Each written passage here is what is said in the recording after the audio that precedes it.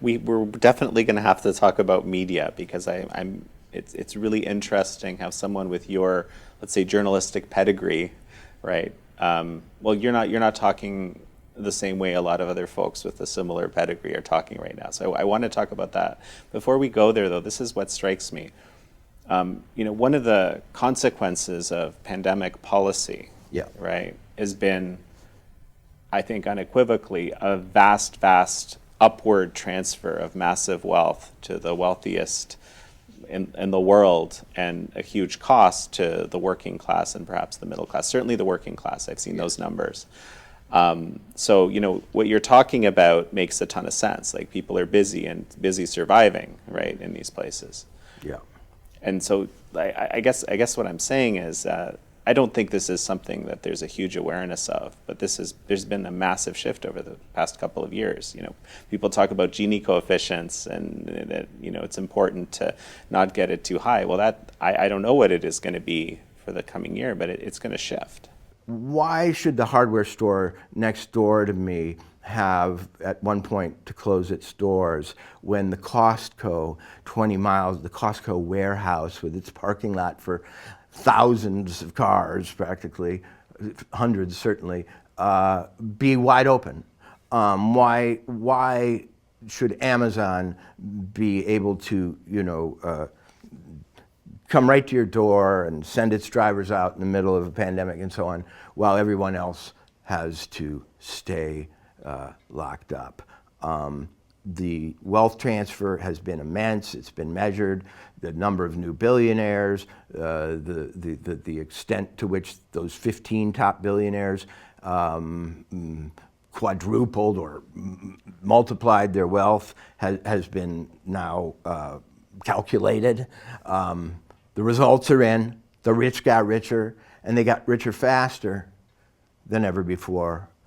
And they seem, it would appear, to have almost a rooting interest in this new status quo, because why should they voluntarily retire from the business of getting richer when it's working so well? They tend to identify therein, what's good for Bill Gates is good for the country. What they used to say, what good for General Motors is good for America.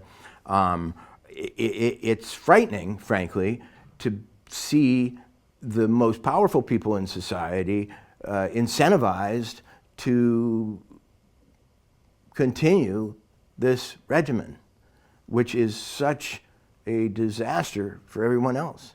They aren't protesting. They aren't trying to get kids back in school. They aren't worried about the survival of small businesses or the excess deaths that seem to be occurring.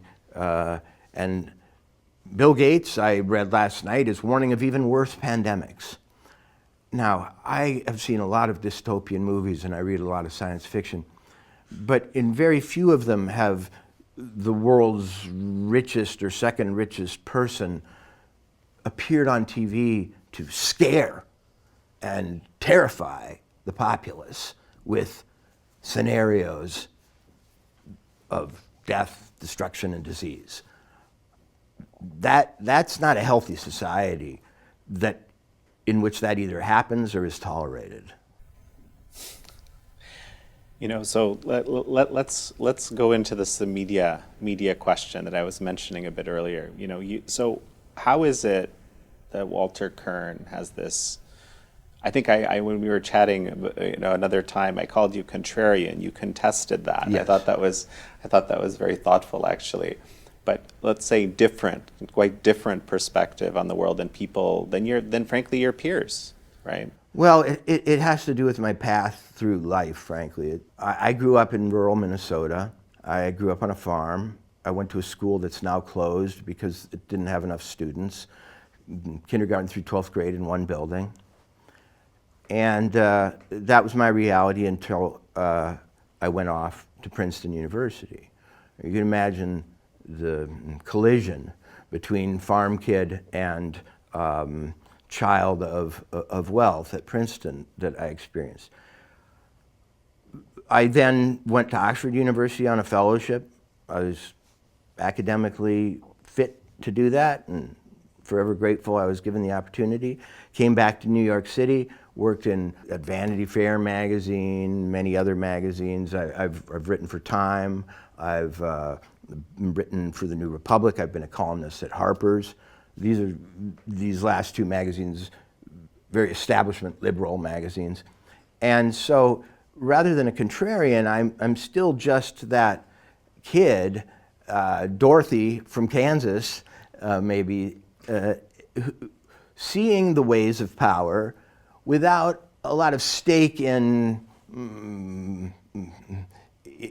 affirming the ways of power.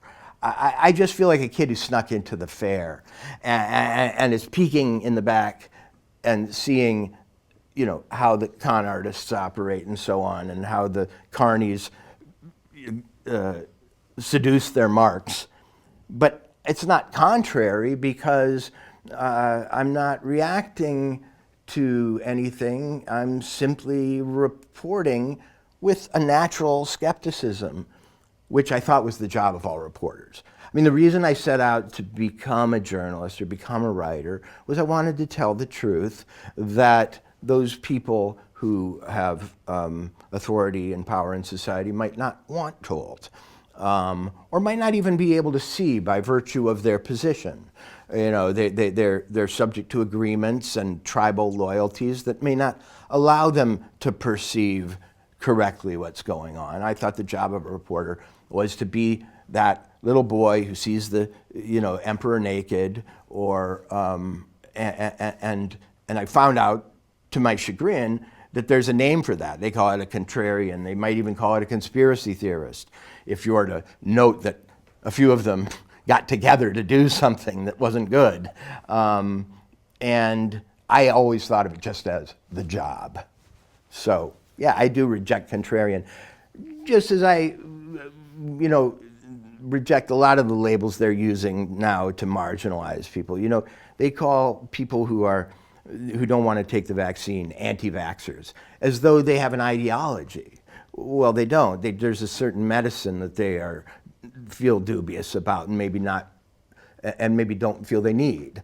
And so the establishment, the system, which does exist, and I mean, I'm here to tell you that my voyage from farm to the canyons of Midtown Manhattan media has taught me, yeah, they know each other. There's a group. There is a set of institutional affiliations, marriages, old school ties, financial bonds that in aggregate do create an establishment which does have some consciousness of itself, its own needs, desires, and interests. And